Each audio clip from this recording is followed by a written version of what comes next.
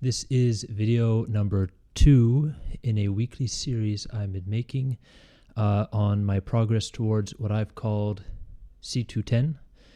I'm trying to get to the level of C2 in 10 different languages, including my native English. And because it will take so many years, I decided to make a video once a week until one day, maybe at video 500 or 700, we'll see if I've actually attained that goal. And I'm going to start by giving a basic sort of update on where my levels are at in the languages that I already speak. My native English is okay, although I suppose being stuck at home has made it a little bit harder to remember how to communicate with people. My French, living in a French region of the world, a French part of the world, is probably the same as it's been for quite a while. It's fairly good, although I make many mistakes. I'm very comfortable speaking about almost anything. Interestingly, my German and my Italian and my Portuguese have started to regress a bit. These are languages where I don't live in the countries. I don't have in-person friends that are speaking these languages to me on a daily basis. So you really have to work at them constantly. But because I've been shifting over to other languages, it becomes a bit by bit, over time, a bit harder to not to understand or to read, which sort of remains constant as long as you do a few minutes every day. But it gets harder over time, bit by bit, to formulate a sentence without wrapping around the subject, without sort of having a limited vocabulary and having to go around exactly what you want to say.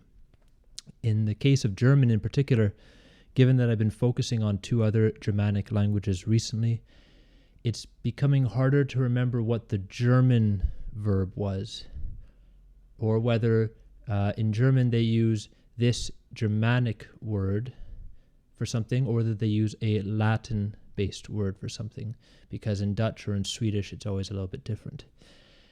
With Spanish, I'm sort of in the same situation, but because I haven't read as much in Spanish as I have in those other languages, it's even worse. So I can understand people, but really, if I had to hold a regular conversation right now or sort of express what I'm saying right now in Spanish, it would be quite difficult for me. In February, the month that is currently ending, I focus a lot on Dutch. I subscribe to a bunch of new YouTube channels. I listen to them every single day for a good amount of time, and I was jotting down the vocabulary that I didn't know, and I was adding it to my Anki deck, and I was practicing the words and expressions. So sort of going from this basic understanding and being able to read to knowing what the common crystallized expressions are in the language. And that went fairly well, and I also personally never really found Dutch particularly difficult. But what happened this week is I've switched to Swedish, and my Swedish before was weaker than my Dutch was before I had switched to Dutch. And what I find is, one, the pronunciation in Swedish is always confusing to me, even though there aren't that many rules. The way they combine some characters together to make different sounds always seems to surprise me. And when I'm listening to something, unlike in Dutch, I need that extra moment to say, oh, right, that's the word they're saying. And I've also been doing the same thing in Swedish. I've been adding words bit by bit.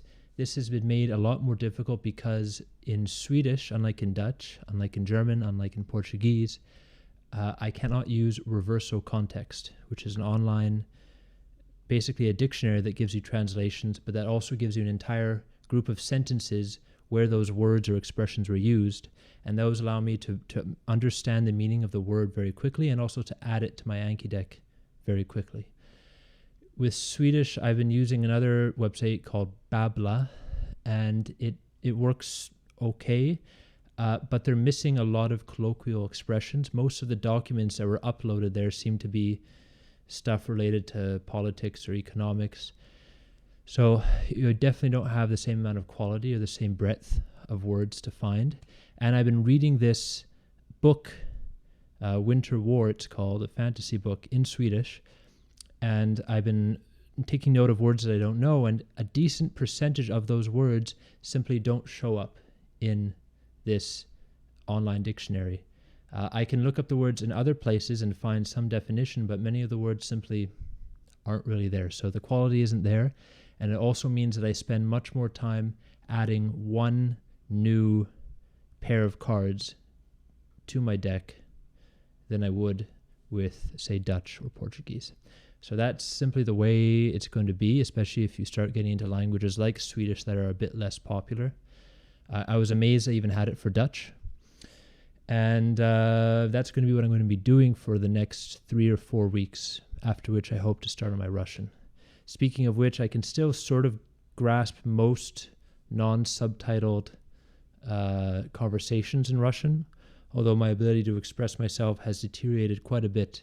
The more I learn one language, the harder it is to also keep up one of the previous languages. So I feel like a juggler who's been starting to throw too many balls in the air, and now they're all coming down at the same time, and I certainly feel like some of them are going to drop on the ground.